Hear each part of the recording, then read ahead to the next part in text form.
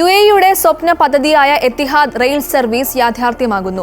UAE vice പ്രസിഡന്റും പ്രധാനമന്ത്രിയും Dubai ഭരണാധികാരിയുമായ Sheikh Mohammed bin Rashid Al Maktoum പദ്ധതിയുടെ പുരോഗതി നേരിട്ട് വിലയിരുത്തുന്നതിനായി ദുബായിൽ നിന്നും ഹുജൈറ വരെ എത്തിഹാദ് റെയിലിൽ യാത്ര ചെയ്തു.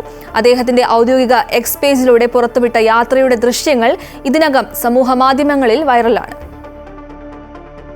UAE നിവാസികളും സന്ദർശകരും കാത്തിരിക്കുന്ന എത്തിഹാദ് റെയിൽ പദ്ധതി യാഥാർത്ഥ്യമാകാൻ ഒരുങ്ങുകയാണ്.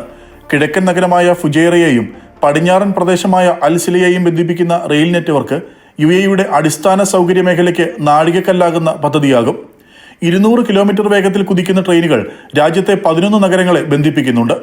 പദ്ധതിയുടെ നിർമ്മാണ പുരോഗതി വിലയിരുത്താൻ UAE വൈസ് പ്രസിഡന്റും പ്രധാനമന്ത്രിയും ദുബായ് ഭരണാധികാരിയുമായ Sheikh Mohammed bin Rashid Al Maktoum ദുബായിൽ നിന്നും ഫുജൈറ വരെ എത്തിഹാദ് റെയിലിൽ യാത്ര ചെയ്തു.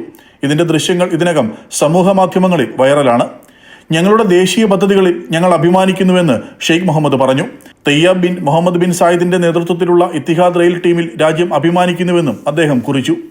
അടുത്ത വർഷം പൊതുജനങ്ങൾക്ക് തുറന്നുകൊടുക്കുന്ന എത്തിഹാദ് റെയിലിൽ 2030 പ്രതിവർഷം 36 ദശലക്ഷം യാത്രക്കാരെയാണ് പ്രതീക്ഷിക്കുന്നത്. എത്തിഹാദ് ട്രെയിൻ സർവീസ് വരുന്നതോടെ അബുദാബി ദുബായ് യാത്രാസമയം 57 മിനിറ്റായി കുറയും. UAEയുടെ വിനോദസഞ്ചാര മേഖലയ്ക്കും പദ്ധതി ഗുണം ചെയ്യും. ചരക്ക് തീവണ്ടികൾ കൂടി വരുന്നതോടെ റോഡ് ഗതാഗത തിരക്കിനും കുറവുണ്ടാകും. Amrita news, Dubai.